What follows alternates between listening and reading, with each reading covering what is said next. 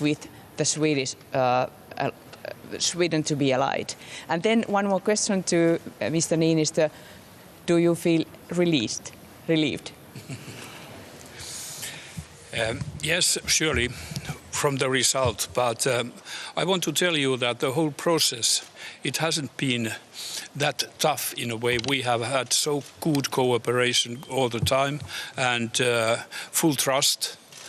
At least we have in Finland all the time. It has been very clear that in due time we will be members. So basically the process hasn't been that actually demanding. But surely it's a relief when we can repeat words security and stability. That is a relief for all of us.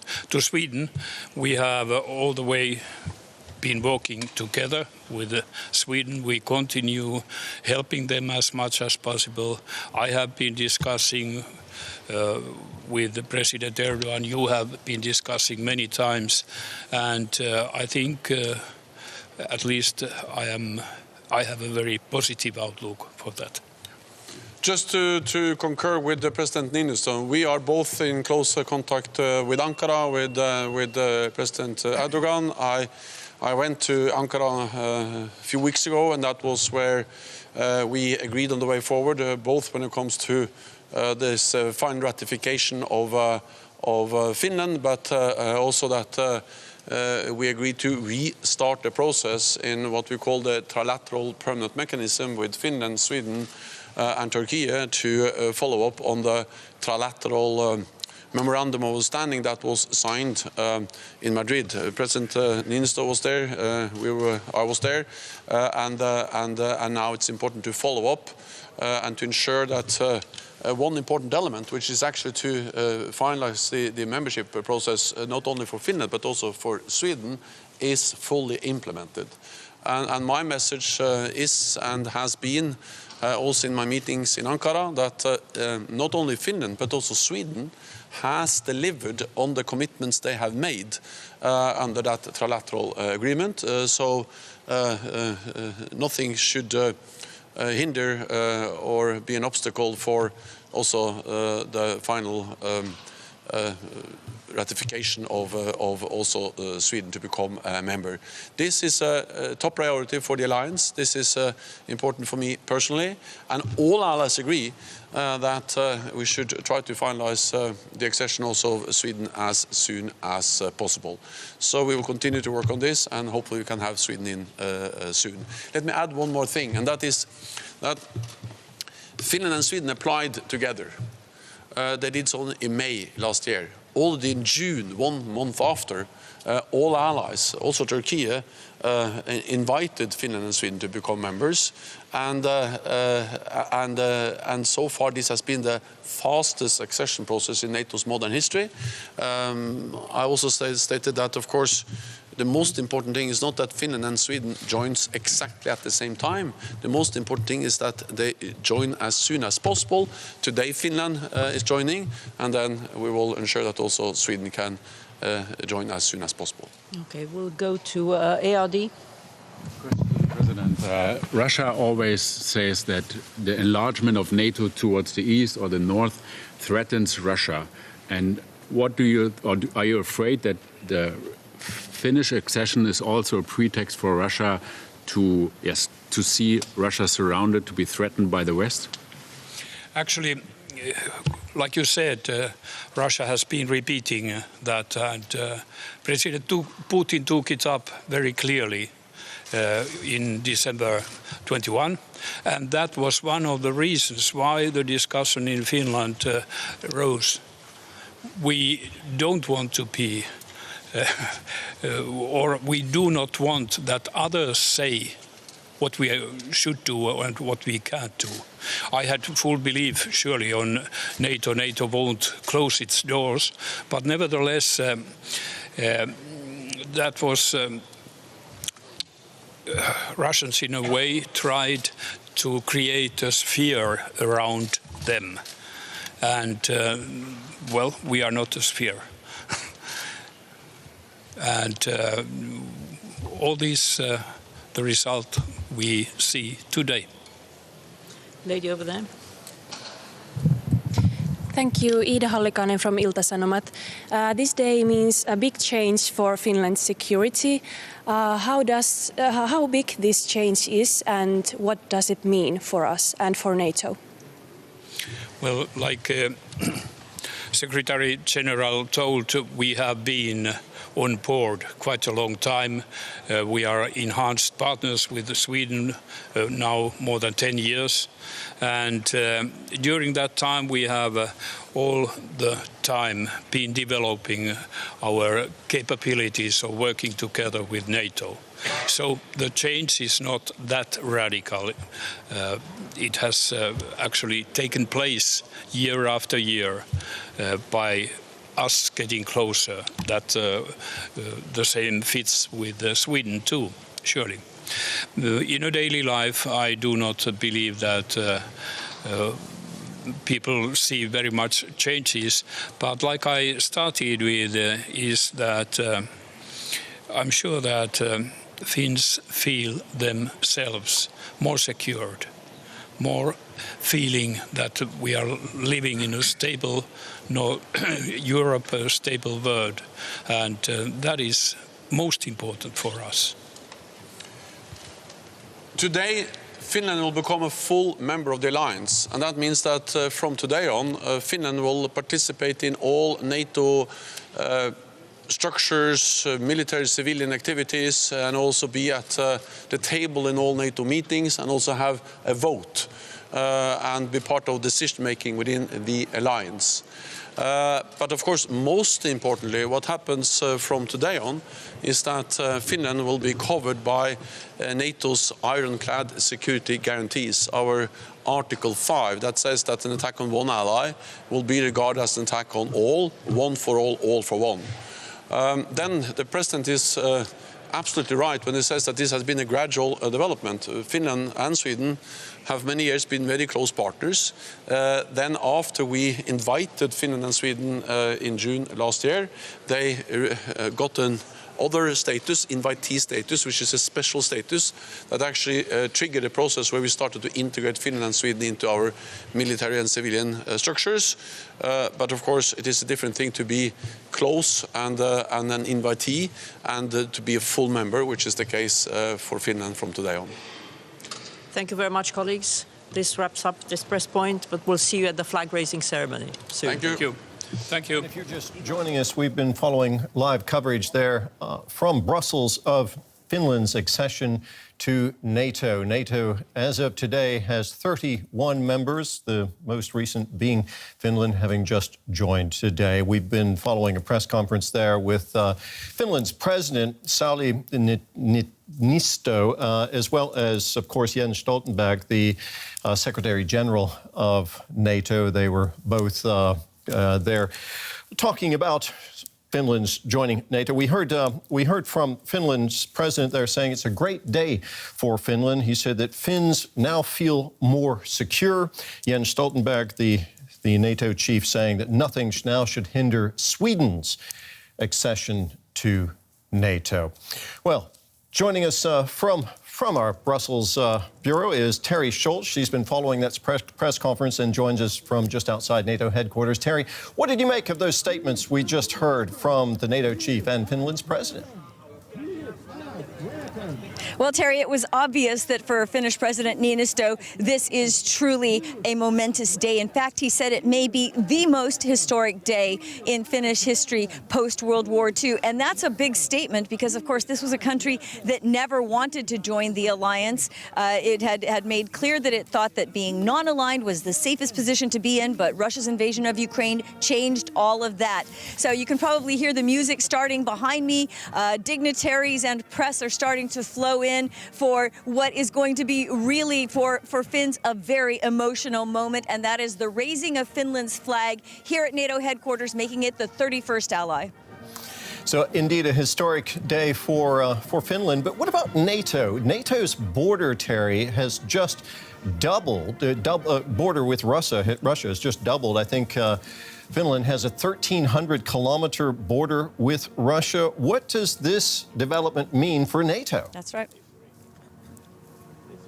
It's something that, of course, was widely discussed within the alliance, and there were, to be fair, some allies who in the past said that it would be too big of a risk to add a border with Russia that long, and the Finns themselves thought that border would bring more risks than safety in joining NATO. But again, that all went out the door when Russia invaded Ukraine last year, and now the Finns, who have been defending the border by themselves and have one of the best equipped and largest armies in Europe per capita, they now feel that they also need the backup, that if something were to happen, if Russia were to dare to cross that border, that there would be 30 other countries rushing to their defense. That has also been for NATO. They want to have this border defended by a country as competent as Finland. I think that NATO feels safer with Finland inside. We heard that, too, from Finland's president there, saying that Finns now feel more secure. And it was interesting to hear Jens Stoltenberg emphasizing that from today on, Finland will be protected by NATO's ironclad security guarantee.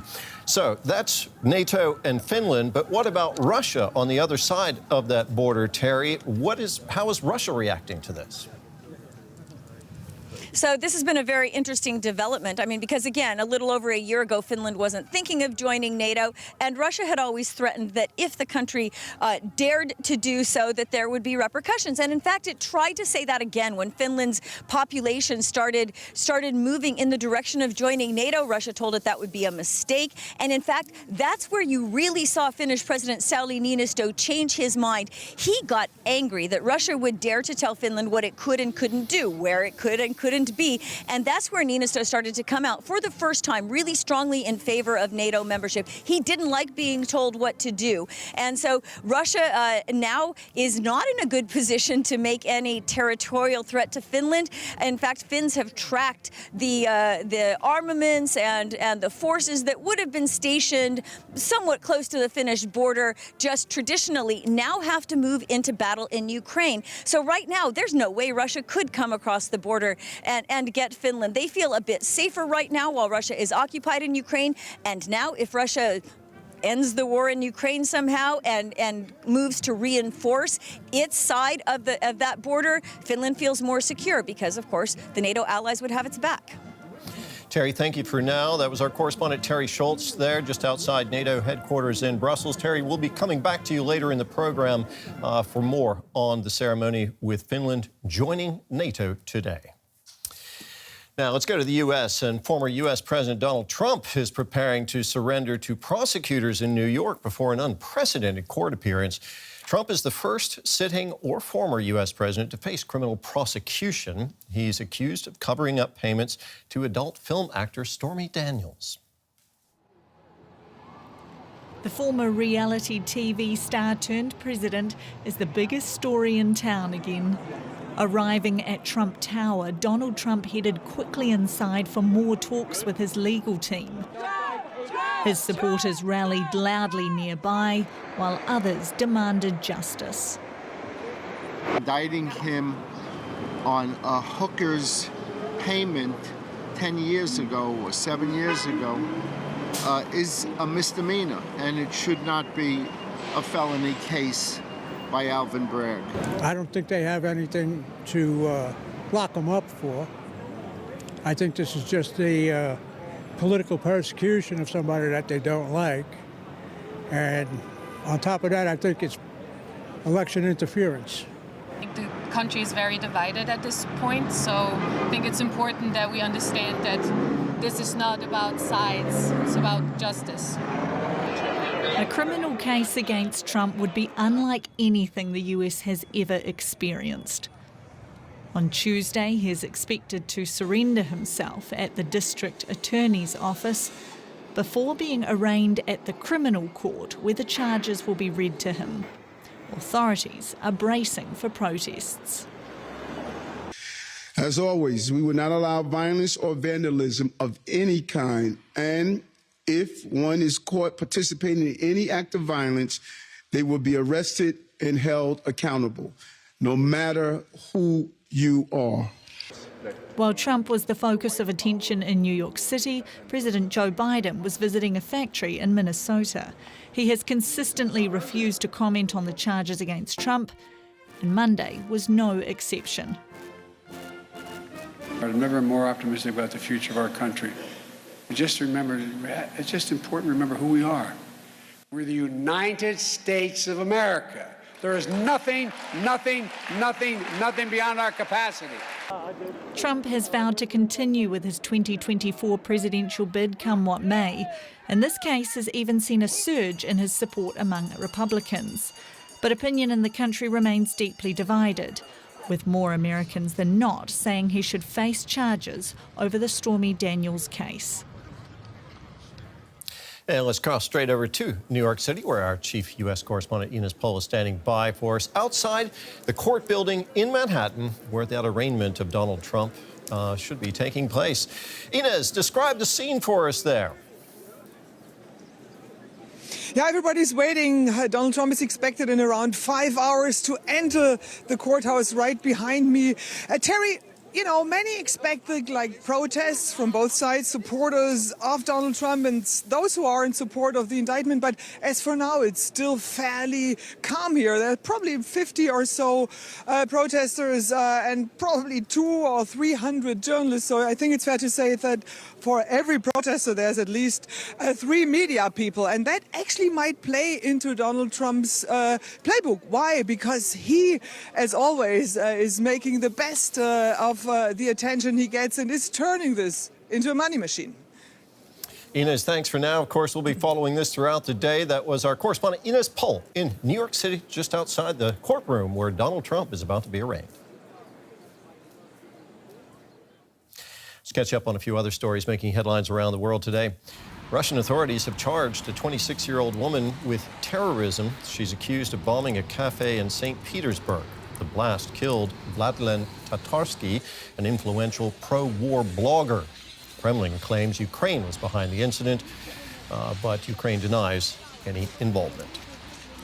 At least one person was killed and 30 injured in the Netherlands when a train crashed in the village of Voorschoten. Dutch authorities said the high-speed night train derailed after hitting construction equipment that was left on the track. Dutch railways announced train cancellations on the busy link after the accident. Australia has become the latest Western country to ban the Chinese-owned app TikTok from government devices. Intelligence services recommended the ban because of fears Beijing could be collecting user data. China has protested and called on Australia to treat Chinese businesses fairly.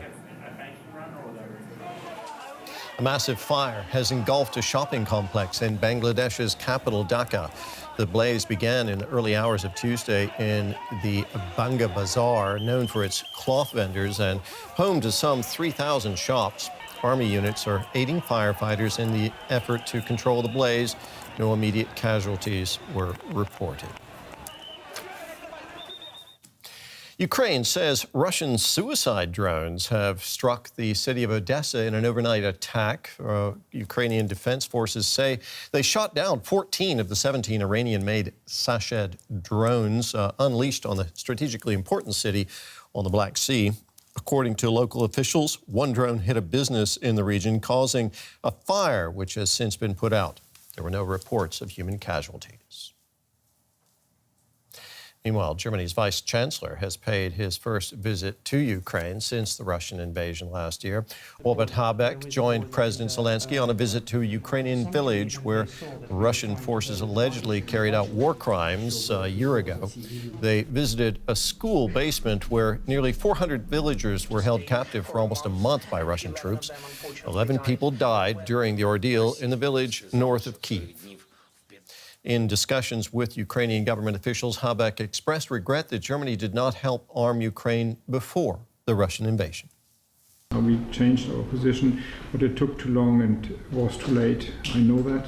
I think not all of the German politicians would say the same, but I feel deeply ashamed that it's all too late, and part of my job was in the last year to help delivering weapons as fast and as many as we could, and this is an ongoing promise.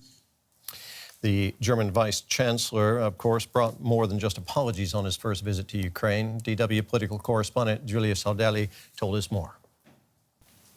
Yeah, well, he is Germany's vice chancellor, but also the economy minister. And what he brought with him was a delegation of German industry, business leaders. And that is because his plan with this visit was to try to help Ukraine rebuild after it has been consistently attacked by Russia and help spur Ukraine's economy. He said that he wants to focus on the infrastructure, the energy infrastructure, but also on rebuilding houses and roads. And that is something that he says Germany's government is committed to, also because the German government says it will guarantee these investments by German companies. The German companies will negotiate the deals themselves, but Germany will provide a guarantee. And that is something that Germany doesn't normally do in war zones because the risk is so high. And it shows that in this case, the German government really is committed in trying to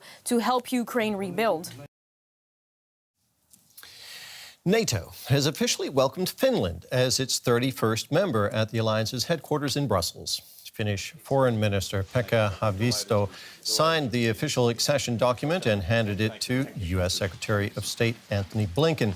Blinken says the admission, the fastest in NATO's history, is a historic moment resulting from the Russian invasion of Ukraine. Finland's President Sauli Niinistö says his country will work relentlessly to secure neighboring Sweden's membership in NATO. So now let's cross straight back over to our correspondent, Terry Schultz. She's been standing by there today just outside NATO headquarters following all the developments. We can hear the music in the background, Terry. We know that the Finnish flag is about to be raised in front of the headquarters, a big moment for Finland. That's right, and it's not just a big moment for Finland. It's also a big moment for NATO because Finland is a country that the alliance actually wanted to join. It's a very well-equipped military and a very morally, the morale in the Finnish military is very high. These are people who are well-trained to fight for their country if needed. And so NATO has always felt that actually it will be safer with Finland and this 1,300-kilometer border inside NATO than outside of it. So you see a lot of very happy people around NATO today, both from the Finnish side and from the NATO side, that this deal, which a couple of years ago would never have happened, is now going to be done today. And all of the Finns that I've spoken with here are very emotional about their flag about to be raised here outside headquarters. And it must be said, Terry, this has happened pretty quickly by NATO standards. The accession period for Finland was less than a year. It just filed its application last May. But the process of joining was not altogether smooth, was it? That's right. And the reason why this was so quick was because Finland already met or surpassed basically all of the standards of NATO. I mean, they have also integrated some countries which had nothing but old Soviet-era equipment. I mean, Finland is not one of those countries. So that's why it was so quick. Their laws, their rule of law, their democracy, all were of very high standard. The roadblocks came mostly because of Sweden. Now, we've seen Hungary and Turkey still not willing to let Sweden into the alliance, and until very recently, the Finnish-Swedish bids were tandem, and that's why also Finland was delayed a bit. Turkey has a lot of problems with Sweden. It feels that it's too soft on Kurdish groups, including the formal terrorist group, the PKK, and that's why Turkey still has given no sign that it will let Sweden into the alliance anytime soon, and it decided to let Finland go ahead. Terry, as you say, NATO and Finland have been cooperating very closely for years, but this still is quite a watershed moment for Finland. What will change for that country with this accession to NATO, Terry? There's something about Finland that goes back to the Second World War, when Finland feels like it was left alone to fight against the Soviet Union, and it won, had to give up a little territory. But the Finns felt in the Winter War that nobody came to save them, that even though countries promised to come, they didn't send assistance fast enough, and they had to fight alone. That is a feeling I can't tell you how strongly Finns feel. They are still afraid of being left alone to fight their big neighbor. Now, with NATO's Article 5 covering them, the promise that one for all and all for one, they feel like they would have help if the worst were to happen, if Russia were to reinforce its military along the Finnish border and dare to cross it. That's the biggest thing that will change, because it's already well equipped and it's already defending that border itself. That's a big border, Terry, 1,300 kilometers long between Finland and Russia. Defending that, of course, is quite a task. Russia has warned that NATO troops deploying in Finland would be a big problem for them. Do you think that's likely to happen in the near future, Terry, that we'll see NATO troops on Russia's border in Finland? I don't know if NATO troops would be stationed along the border, but Finnish and NATO troops have exercised together for years, for decades. Finland and Sweden both cooperate very closely with NATO. So there have been NATO troops inside Finland and Finnish troops exercising with NATO troops. It's not known yet exactly how any NATO deployments inside Finland would look. But even if that were the case, Russia is still quite unlikely to cross the border when, again, you have that Article 5 commitment backing Finland up. It hasn't done so in the past. I mean, think about it. Finland has been alone since the end of World War II, and Russia hasn't dared to invade it, despite, occasional threats to do so. But I think nonetheless, Finland will feel much more secure now. They know that Russia doesn't have the military capacity to do this at the moment because the military is deployed to fight Ukraine. What they're worried about is what might happen after the end of the war in Ukraine. Now, when Finland filed its application to join NATO last May, it did that together with Sweden, but Sweden is not joining NATO today. What are the chances of Sweden getting into the alliance soon, Terry? Well, there's a lot of pressure on Turkey not to keep Sweden out of the alliance. The other allies are warning Turkey, and to be fair, Hungary, which also hasn't ratified Sweden yet, that the alliance will be weakened as a whole if you leave that gap there in the north. This is what Sweden feels, and this is what other allies are telling Turkey. But, we really don't know if and when Turkey's going to drop its objections, because you have NATO chief Jens Stoltenberg and Sweden and Finland both saying, hey, we've fulfilled all the promises we made to you at the Madrid summit last July. Let us in. Turkey has not signaled that it's willing to do that. There are elections coming up in Turkey, and it's believed that Recep Tayyip Erdogan, the Turkish president, wants to use this issue to try to gain more votes. So after the Turkish elections, things may shake loose a little bit for Sweden. I just want to remind our viewers that we are following live coverage from the NATO headquarters in Brussels.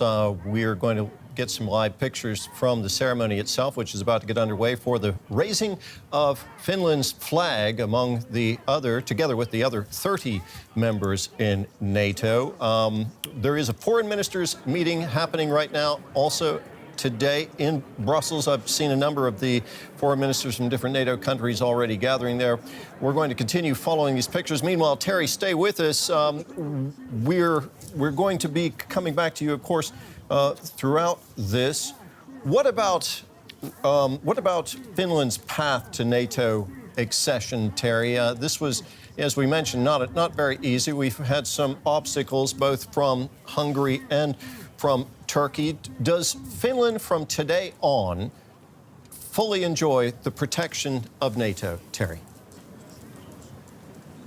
From this moment, they already do. If there were something to happen right now, Article 5 is in force for Finland. So raising the flag is a ceremonial part, but when these documents were signed earlier today, handed over by Finnish Foreign Minister Pekka Haavisto to U.S. Secretary of State Tony Blinken, it was a done deal. So Finland right now does enjoy those protections. And to go back to an earlier point that you made, Finland has also said that it is now its priority to get neighboring Sweden into the alliance. There were some hurt feelings, I have to say, from speaking to people behind the scenes when Finland decided to go ahead. When Turkey decided that it would ratify Finland separately from Sweden, there were some in Sweden that said that Finland should wait for it. Others said, you know what, it's better to have Finland inside, even if that means Sweden has to wait. Everyone believes here at NATO headquarters that Sweden will be safer now with Finland inside the alliance. So that's something important. Sweden is surrounded on all sides now by NATO members, and NATO wants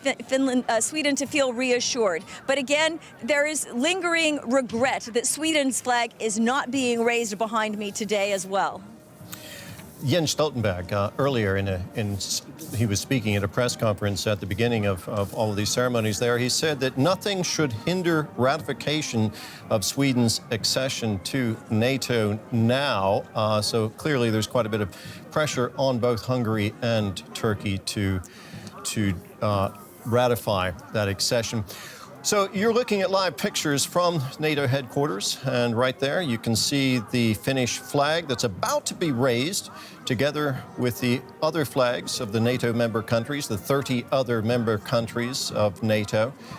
Finland's flag is going to go up, it would seem, just between Lithuania and France in front of the headquarters there. This is a historic day even without Finland joining NATO, because the ceremony in Brussels is falling on NATO's very own birthday, the 74th anniversary of the signing of its founding Washington Treaty back in April 4th, 1949. Give us a sense of the mood there, Terry, at this meeting, at this ceremony for Finland's accession. Well, I can tell you from speaking with Finns around here that they are almost giddy, especially by Finnish standards, that this day has come. Again, the history of Finland's relationship with NATO is remarkable. A year and a half ago, Finns were still not in favor of joining NATO, believing that non-alignment was safer because it wouldn't bring Russian threats of aggression in joining the alliance. The switch in public opinion to now more than 80% of Finns having wanted to join NATO is remarkable. I could not have imagined it, having covered Finland now for more than 30 years. It was just not something that would have been on anybody's bingo card, I can tell you that. And even speaking with Finnish journalists here, they are surprised by this. So the journey of Finland to NATO has been incredibly rapid. Once Russia invaded Ukraine, Finns felt like there was no other way to be secure than to have these other 30 countries ready to come to its aid if Russia were to dare to cross that border. Well, Russia has already made a statement responding to this. We heard on Tuesday the Kremlin saying that NATO's membership is, quote, an assault on our security. That's from the Kremlin spokesman, Dmitry Peskov. Terry, when Russia says that it sees this move as an assault on its security and its national interests, can we expect consequences, countermeasures? Because they did talk about countermeasures. Russia does not have the military capability at the moment to launch any sort of large-scale assault on Finland. This is something that military analysts in Finland have now been saying since the start of the war, and actually made them feel a bit safer. Literally, they tracked the tanks going away from the areas near the Russian-Finnish border, headed toward Ukraine. Russia doesn't have assets to put in place to threaten Finland territorially at this time. But you should also say that Finland is used to being attacked in many different ways, constantly, not just since it decided to join NATO. Hybrid assaults on Finland are ever present.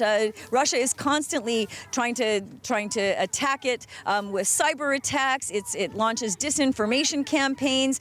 This is just something that Finns take as part of everyday life living next to the border and have built up their resilience against. And many other countries are learning from the Finnish programs that, for example, teach counter-disinformation to school children as young as 8 or 9. So Finns are used to these kind of threats. And again, they do not believe right now that Russia has the capacity, even if it wanted to, launch a military assault against Finland in the very near future. And once again, if the war in Ukraine ends, as everyone hopes it will, and Russia were to restation assets near the Russian border with Finland, now NATO's Article 5 is there to help. We're seeing this also as part of a security architecture within Europe with Finland's accession to NATO, of course. Terry, Finland joined the European Union just back in 1995, which really isn't that long ago. This is all kind of part of a European integration process to some degree today on a defense capacity. But what about the role of the United States in NATO, Terry? Despite all of this European pulling together now with 31 members in NATO, is the United States still not the principal guarantor of peace and security in Europe? It is. It is. I mean, some countries would argue that a bit and say we've got some strong European allies as well. But the United States still does spend more of its GDP on defense than any other country. It has the largest military of any other country in NATO, and it does still carry the most weight, no matter what anyone else might say. And when it comes to the Nordic membership, the United States has been arguing for this since the beginning, and also continues to support Sweden in its quest. So this is something that the United States has definitely sought, again, not being deterred by that 1,300-kilometer border that Finland has with Russia. So the United States was among those countries who have long thought that NATO would be more secure if you have a really well-trained military like Finland on the inside. No one wanted this gap inside NATO strategically. They thought that this gap in the Nordic countries with Finland and Sweden outside of NATO was not good for the alliance, because then you could have perhaps a Russian sneak attack there in the Baltic Sea, and the Baltic states have long wanted Finland and Sweden in. They are as happy as the Finns that this day has come. So I think that when you talk about Finland's now northern side, the Nordic NATO, as it's been called, once Terry, you have both Finland and Sweden Terry, in, you have this wall of defense. Sorry, Terry, we're just going to cut back over to to Brussels now. We're hearing Jens Stoltenberg, the head of NATO, giving a speech. Let's listen in. One flags flying together as the Secretary General and our solidarity. On this day, on the 4th of April, 1949, on this day, on the 4th of April, 1949, the Washington Treaty was signed to create a shield against aggression, and the fear has shielded our nations. And it continues to do so today. But war has returned to Europe, and Finland has decided to join NATO and be part of the world's most successful alliance. This has been the fastest accession process in NATO's modern history. Finland and Sweden applied for membership last May. In June, at our summit in Madrid, every ally invited them to join. And today, less than a year later, we welcome Finland as a full member of our alliance. I look forward to also welcoming Sweden into the alliance as soon as possible. Finland is safer and NATO is stronger with Finland as an ally. Your forces are substantial and highly capable. Your resilience is second to none. And for many years, troops from Finland and NATO countries have worked side by side as partners. From today, we stand together as allies. This sends a clear message that every nation has the right to choose its own path, that NATO's door remains open and no one can close it with force or coercion. NATO is a community united by our values: freedom, democracy, and the rule of law. We stand together, we protect and defend each other, all for one and one for all. President Niinistö, der Saule, I'm glad to be here together with you on this great day. Thank you for your outstanding leadership and your tireless work to make this day possible. I'm glad and I'm proud to be the Secretary General that welcomes Finland fully into the NATO family. Welcome to the alliance.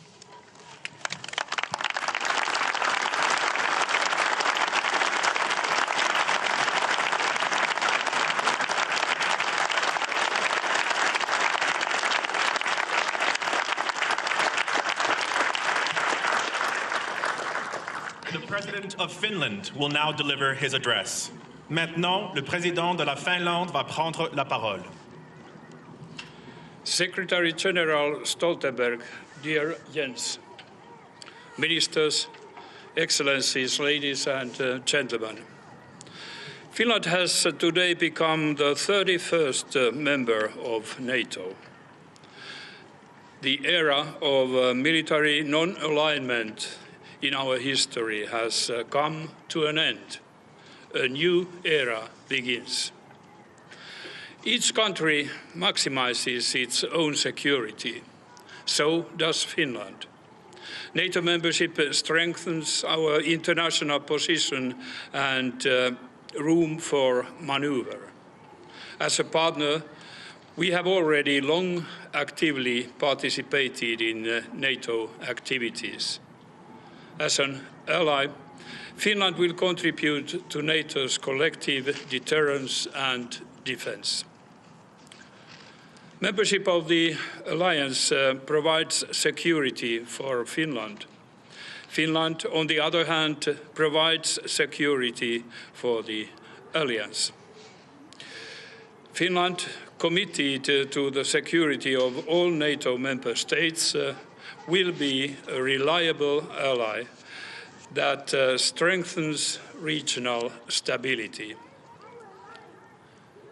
Finland's membership is not targeted against anyone, nor does it change the foundations or objectives of Finland's foreign and security policy. Finland is a stable and predictable Nordic country that seeks peaceful resolution of disputes. The principles and values that are important to Finland will continue to guide our foreign policy also in the future. NATO membership does not change everything, but being an ally requires Finland to adopt new ways of thinking and some changes in legislation as well. A lot has already been done.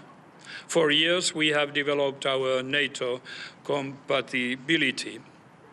There's still considerable work ahead to integrate Finland's defense as part of NATO's common defense. The Finnish defense forces are facing new demands and challenges to which we must respond. At the same time, it is clear that Finland's most significant contribution to NATO's collective deterrence and defense is built on the security and defense of our own territory. In this respect, the Finnish concept of comprehensive security retains its value. But we no longer do this work alone. Last year, Finland applied to join NATO together with Sweden. As I have stressed, Finland's membership is not complete without that of Sweden. Our persistent efforts for a rapid Swedish membership will continue. I look forward to seeing Sweden join us as the 32nd member at the Vilnius summit in July. To end up, I want to thank you, Mr. Secretary General, dear Jens and your people. Your help has been very important. You have been backing us in every moment of this procedure. We really give a lot of value to that and to our partners. Thank you.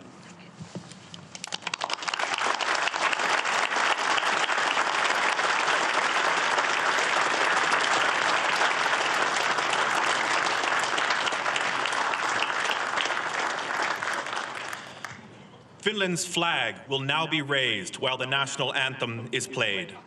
It will be raised simultaneously at NATO headquarters and NATO's two strategic commands, ACO headquarters in Mons, Belgium, and ACT headquarters in Norfolk, Virginia.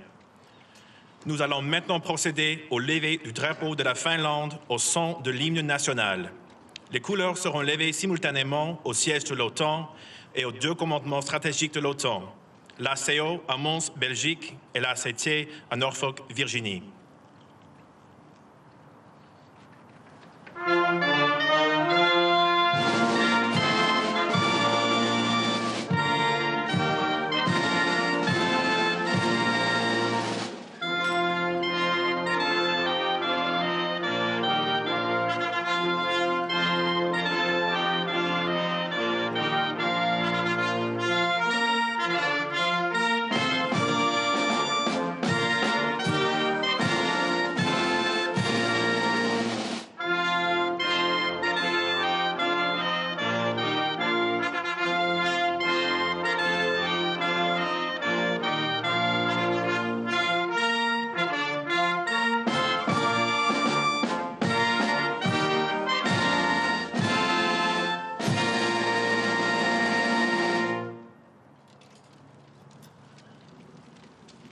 The NATO hymn will now be played.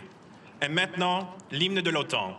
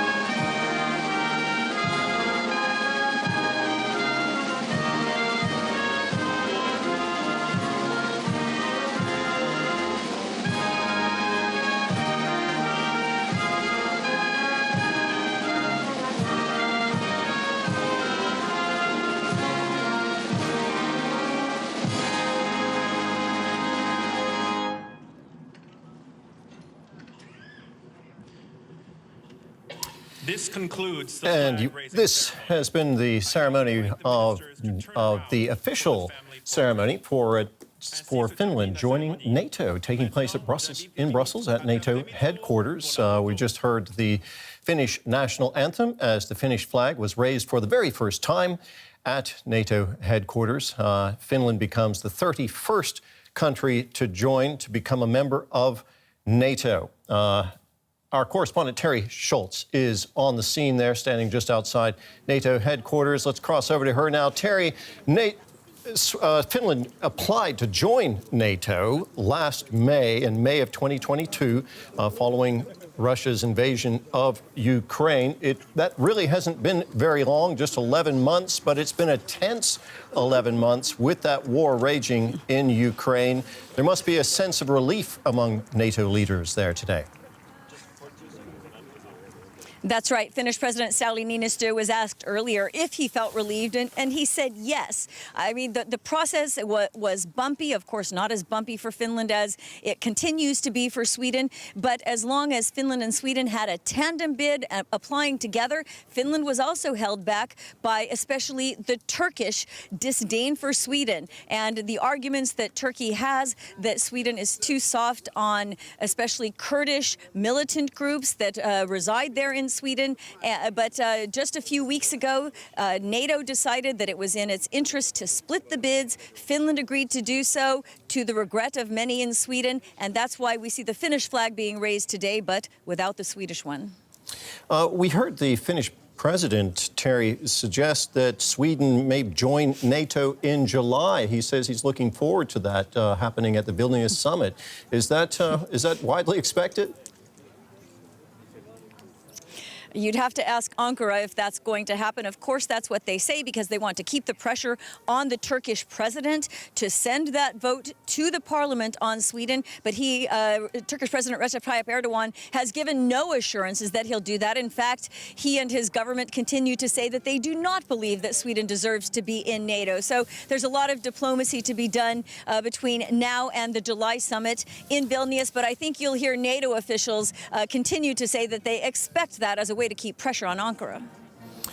Just looking at the gathering there today, Terry, of course, we had the foreign ministers of the 31 countries represented in NATO now gathering there. We saw Antony Blinken, the Secretary of State for the United States. We also saw the Turkish foreign minister very close up front on all of that. What did you make of the stage management of that event there today and the various personalities? Was there a sense of tension or more unity?